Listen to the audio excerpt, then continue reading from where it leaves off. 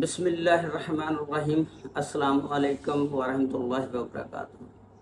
जी नाज़रीन, अज मैं तुहाडे नाल अदाकारा फिरदौस बेगम और अदाकार शाहद की जिंदगी का एक ऐसा वाक़या जिहदे विच लोकां ने बहुत ज़्यादा उन्हां उत्ते इल्ज़ामात लाए ने और बहुत ज़्यादा उहदे उत्ते वीडियो बनाईयां, लेकिन इस स्टोरी की हकीकत की आ, इस वाक़े का की पस मंज़र आ, वो सारी तफसीलात मैं तुहानू अज इस विलॉग दे विच दसांगा। लो जी, जे चैनल ते नवे हो तो चैनल नू लाइक सबसक्राइब और शेयर जरूर कर देना। तुहाडीआं मुहब्बतां दा बड़ा शुक्रिया। अदाकार फिरदौस बेगम तुहानू पता पाकिस्तान फिल्म इंडस्ट्री की एक बहुत बड़ी और खूबसूरत अदाकारा सी, जिहड़ी तुसीं उहनूं कह लो कि पंजाब दी होर भी उहनूं कह सकते हो। तो दूसरी तरफ अदाकार शाहद साहब भी कोई ऐसे वैसे अदाकार नहीं, वो भी मन्ने हुए अदाकार फिल्म इंडस्ट्री के सी। ते लोगों ने उन्होंने एक जिंदगी का वाक़या पेश आया सी, उन्होंने मुख्तलिफ तरीके नाल पेश किया।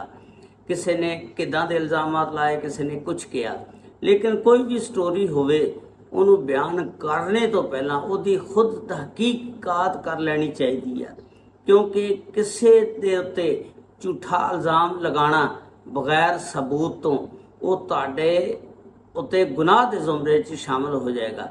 बल्कि कोई तुसी अगर कोई गुनाह किसी का वेख भी लेंदे हो तो उहदे उत्ते पर्दा पाना ही इस्लाम दे विच जायज़ आ, उन्हें उछालना नहीं चाहिए। तो ये अदाकार शाहद और फिरदौस बेगम की कहानी जिहड़ी मैट्रो लाइव टीवी ते शाकर साहब का चैनल आ, जिहदे उत्ते सिकंदर साहब ने यह सारा वाक़या बयान किया। उसकी तफसीलात मैं तुहानू सारी दसदा कि एक दफ़ा अदाकार शाहद साहब अपनी गड्डी दे विच बह के जा रहे ने, जदों मियाणी साहब कब्रस्तान के कोलों गुजरते हैं तो बंदे की अचानक फिर नज़र पाई जाती है ना, उत्थे अदाकारा फिरदौस बेगम की गड्डी खड़ी सी। क्योंकि जिस वे बंदा कोलों दी लभ लैंदा लंघदा उन्होंने पता लग जाता कि ये नंबर प्लेट फलां बंदे की गड्डी आ, उहदी आ ते खड़ी आ। उन्होंने वेख्या फिरदौस बेगम साहबा की गड्डी खड़ी आ तो उस दे निकल गए।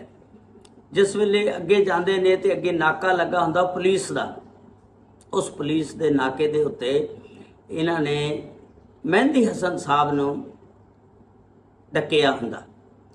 अदाकार शाहद साहब गड्डी चों निकल के पुलिस वालियां नूं कहंदे ने, यार की वजह की रौला तुसीं इन्हां नूं बिठाया होया अदाकार गुलूकार मेहंदी हसन साहब नूं। ते वो कहण लगे कि ये गालां बहुत कढ़दे ने, बहुत ऊंचा नीवा बोलते ने। पुलिस वाले अगों कहण लगे। अदाकार शाहद साहब ने कहा, तुहानूं पता ये बहुत वड्डे साडे गुलूकार ने, शहनशाह गज़ल, जिहड़े गज़लों के शहनशाह ने, तो तुसीं इन्हां नूं छड्ड दिओ। उन्होंने कहा, जी छड्ड तां असीं दिंदे, लेकिन ये बहुत ज़्यादा गालां कढ़दे ने। तो अदाकार शाहद साहब कहण लगे, तुहानूं पता जिस वेले बंदे ने पीती होवे थोड़ी बहुती, फिर उहदे और तौर कायम नहीं रहिंदे, उन्होंने समझ नहीं आती भी मैं की बोल रहा, तो इहदा कसूर नहीं हैगा, तुहानूं भी पता, इहनूं छोड़ दिओ। तो ये हजे जहन च बिठा के सोच रहे सी कि यार, उन्होंने क्या कि अदाकारा फिरदौस की गड्डी भी मैं पिछे छोड़ के आया, उन्होंने नाल भी कोई ऐसा वैसा वाक़या ना पेश आया होवे। उन्होंने ड्राइवर नूं कहा, ड्राइवर गड्डी पिछे मोड़, जिथे गड्डी खड़ी अदाकारा फिरदौस बेगम की उत्थे चलते हैं। उन्होंने गड्डी मोड़ी तो मोड़ के गड्डी के कोल पहुँचे। जिस वेले उत्थे अदाकारा फिरदौस बेगम नहीं सी, कल्ला ही ड्राइवर गड्डी दे विच बैठा सी। उन्होंने ड्राइवर नूं पुछया, अदाकारा फिरदौस बेगम कित्थे आ? उन्होंने कहा, जी वो कब्रस्तान अपनी वालदा की कबर ते फातिहा पढ़न वास्ते गई हुई। वो अदाकार शाहिद साहब भी अपनी गड्डी च उतरते हैं, जाके ते पिछे चल जाते हैं, कहते हैं कि चलो यार मैं भी अपनी वालदा की कबर ते फातिहा पढ़ लेना। वो जिस वेले पहुँचते हैं तो अगे अदाकारा फिरदौस बेगम अपनी वालदा की कबर ते धाड़ा मार के उच्ची उच्ची रो रही ने, ते नाल ही दो तीन कबरां छड्ड के शाहिद साहब की वालदा की भी कबर हुंदी आ। ਉਹ ਆਪਣੀ ਵਾਲਦਾ ਦੀ ਕਬਰ ਤੇ ਖੜ ਕੇ ਤੇ ਦੁਆ ਮੰਗਦੇ, ਫਾਤਿਹਾ ਪੜ੍ਹਦੇ ਨੇ ਤੇ ਉਹ ਵੀ ਫਿਰ ਰੋਣ ਲੱਗ ਪਏ। ਤੇ ਕਬਰਸਤਾਨ ਦੇ ਵਿੱਚ ਬੰਦੇ ਨੂੰ ਜਾ ਕੇ ਆਪਣੀ ਫਿਰ ਮੌਤ ਯਾਦ ਆ ਜਾਂਦੀ ਆ।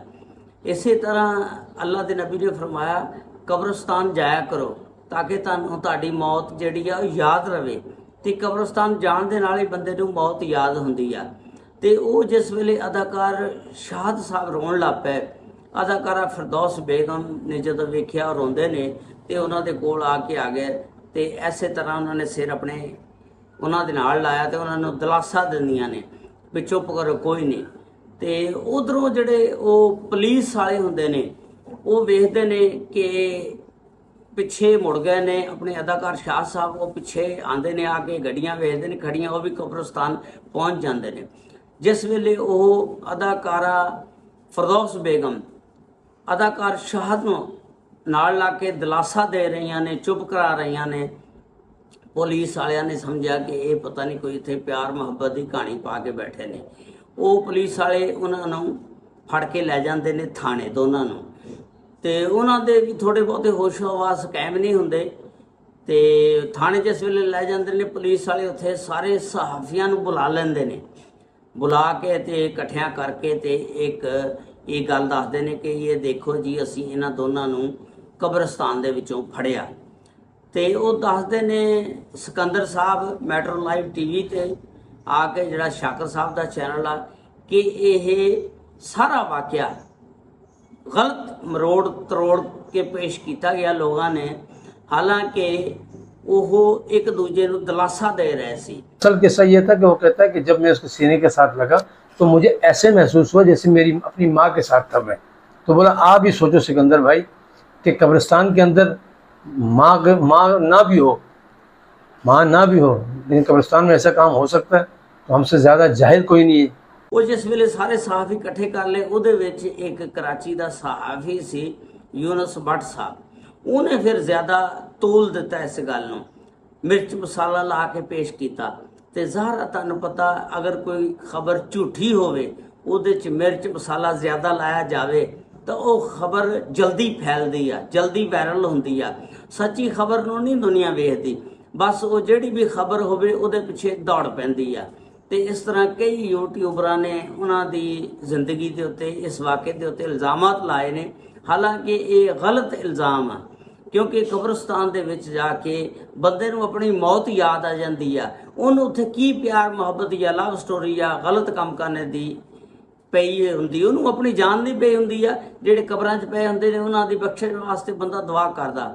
ਤੇ ਲੇਕਿਨ ਉਹਨਾਂ ਨੇ ਇਹ ਬਹੁਤ ਬੜਾ ਇਲਜ਼ਾਮ ਲਾਇਆ ਕਿ ਸ਼ਾਹਦ ਸਾਹਿਬ ਔਰ ਅਦਾਕਾਰ ਫਿਰਦੌਸ ਗਲਤ ਹਰਕਤ ਕਰਦਿਆਂ ਹੋਇਆਂ ਉੱਥੇ ਪਕੜੇ ਗਏ। ਲੇਕਿਨ ਇਹਦੇ ਵਿੱਚ ਕੋਈ ਹਕੀਕਤ ਨਹੀਂ, ਕੋਈ ਵੀ ਇਹ ਸਾਬਤ ਨਹੀਂ ਕਰ ਸਕਿਆ। ਇਹ ਸਭ ਸ਼ੱਕੋ ਸ਼ੁਬਹਾਤ ਦੀ ਵਜ੍ਹਾ ਦੇ ਨਾਲ ਆ, ਸਿਰਫ ਉਹਨਾਂ ਨੂੰ ਫੜਨੇ ਦੀ ਵਜ੍ਹਾ ਨਾਲ। ਹਾਲਾਂਕਿ ਉਹ ਕਬਰ ਦੇ ਉੱਤੇ ਖੜ ਕੇ ਤੇ ਇੱਕ ਦੂਜੇ ਨੂੰ ਦਿਲਾਸਾ ਦੇ ਰਹੇ ਸੀ, ਚੁੱਪ ਕਰ ਰਹੇ ਸੀ, ਦੋਨੋਂ ਆਪਣੇ ਵਾਲਦਾ ਦੀਆਂ ਕਬਰਾਂ ਤੇ ਜਾ ਕੇ ਦੁਆ ਮੰਗ ਰਹੇ ਸੀ। ਇਸੇ ਤਰ੍ਹਾਂ ਕਿਸੇ ਦੇ ਉੱਤੇ ਇਲਜ਼ਾਮ ਲਗਾਉਣਾ, ਸਭ ਤੋਂ ਪਹਿਲਾਂ ਕੋਸ਼ਿਸ਼ ਕਰੋ ਕਿ ਉਹਨੂੰ ਸਾਬਤ ਕਰੋ। ਅਗਰ ਤੁਸੀਂ ਸਾਬਤ ਨਹੀਂ ਕਰ ਸਕਦੇ ਫਿਰ ਉਸ ਗੱਲ ਨੂੰ ਮਤ ਕਰੋ, ਕਿਉਂਕਿ ਉਹ ਗੁਨਾਹ ਦੇ ਜ਼ੁਮਰੇ 'ਚ ਆਏਗਾ, ਤੁਸੀਂ ਅਗਲੇ ਜਾਨ ਜਾ ਕੇ ਪਕੜੇ ਜਾਓਗੇ। ਇਸੇ ਤਰ੍ਹਾਂ ਅਦਾਕਾਰਾ ਫਿਰਦੌਸ ਬੇਗਮ ਔਰ ਅਦਾਕਾਰ ਸ਼ਾਹਦ ਸਾਹਿਬ 'ਤੇ ਜਿਹੜਾ ਵੀ ਇਲਜ਼ਾਮਾਤ ਲੱਗਿਆ ਹੋਇਆ ਉਹ ਗਲਤ ਸੀ। ਅੱਲਾਹ ਤਾਲਾ ਉਹਨਾਂ ਦੋਨਾਂ ਨੂੰ ਆਪਣੀ ਰਹਿਮਤ ਦੇ ਨਾਲ ਬਖਸ਼ ਕੇ ਜੰਨਤੁਲ ਫਿਰਦੌਸ ਦੇ ਵਿੱਚ ਜਗ੍ਹਾ ਅਤਾ ਫਰਮਾਏ। ਇਹ ਤੁਸੀਂ ਕਹਿ ਸਕਦੇ ਹੋ ਫਿਲਮ ਇੰਡਸਟਰੀ ਵਾਲੇ ਲੋਕ ਹੋ ਸਕਦੇ ਨੇ, ਲੋਕਾਂ ਨੂੰ ਸ਼ੱਕ ਸ਼ੁਬਾਤ ਜ਼ਿਆਦਾ ਨੇ ਵੀ ਇਹ ਕੰਮ ਫਿਲਮ ਇੰਡਸਟਰੀ 'ਚ ਚੱਲਦਾ, ਪਿਆਰ ਮੁਹੱਬਤ ਦਾ ਜੀ ਉਹ ਕਹਾਣੀ ਪਾ ਲਈ, ਉਹਨੂੰ ਇਸ ਤਰ੍ਹਾਂ ਸੁਣਾਤੀ ਗੱਲ। ਲੇਕਿਨ ਨਹੀਂ ਯਾਰ, ਮੈਂ ਨਹੀਂ ਮੰਨਦਾ। ਹੋ ਸਕਦਾ ਬਾਹਰ ਆਊਟਸਾਈਡ ਤੇ ਇਸ ਤਰ੍ਹਾਂ ਦੇ ਕੰਮ ਹੋ ਸਕਣ, ਲੇਕਿਨ ਕਬਰਸਤਾਨ ਦੇ ਵਿੱਚ ਜਿਸ ਵੇਲੇ ਬੰਦਾ ਜਾਂਦਾ ਉਹਨੂੰ ਆਪਣੀ ਮੌਤ ਯਾਦ ਆ ਜਾਂਦੀ ਆ। ਉਹਨੂੰ ਇਹ ਜਿਹੀਆਂ ਗੱਲਾਂ ਕੀ ਯਾਦ ਰਹਿਣੀਆਂ, ਤੁਸੀਂ ਮੈਨੂੰ ਦੱਸੋ। ਜਿਸ ਵੇਲੇ ਬੰਦਾ ਕਬਰਸਤਾਨ ਜਾਂਦਾ ਤੇ ਕਬਰਸਤਾਨ ਵੇਖ ਕੇ ਬੰਦਾ ਵੀ ਯਾਰ ਦੇਖੋ ਇੱਥੇ ਕਿੱਡੇ ਕਿੱਡੇ ਵੱਡੇ ਦੁਨੀਆ ਜਿਹੜੀ ਬਹੁਤ ਆਪਣੇ ਆਪ ਨੂੰ ਫਨਕਾਰ ਸਮਝਦੀ ਸੀ ਤੇ ਉਹ ਇੱਥੇ ਲਮਲੇਟ ਹੋਏ ਨੇ। ਤੇ ਬੰਦੇ ਦਾ ਦਿਲ ਕਰਦਾ ਕੋਈ ਗਲਤ ਹਰਕਤ ਕਰਨੇ ਨੂੰ। ਮੈਂ ਨਹੀਂ ਇਸ ਗੱਲ ਨੂੰ ਮੰਨਾਂਗਾ। ਅੱਲਾਹ ਤਾਲਾ ਸਭ ਤੇ ਰਹਿਮਤਾਂ ਫਰਮਾਏ। ਉਮੀਦ ਆ ਇਹ ਸਟੋਰੀ ਤੁਹਾਨੂੰ ਪਸੰਦ ਆਈ ਹੋਗੀ। ਇਨਸ਼ਾਅੱਲਾ ਅਗਲੇ ਵਲੌਗ ਦੇ ਵਿੱਚ ਕੱਲ ਨੂੰ ਅਸੀਂ ਦੁਬਾਰਾ ਮਿਲਾਂਗੇ। ਜਾਂਦੇ ਜਾਂਦੇ ਲਾਈਕ, ਸਬਸਕ੍ਰਾਈਬ, ਸ਼ੇਅਰ ਔਰ ਲਾਈਕ ਦਾ ਬਟਨ ਦਬ ਦੇਣਾ। ਤੁਹਾਡੀਆਂ ਮੁਹੱਬਤਾਂ ਦਾ ਬੜਾ ਸ਼ੁਕਰੀਆ। अस्सलामु अलैकुम व रहमतुल्लाहि व बरकातहू। अल्लाह हाफिज़।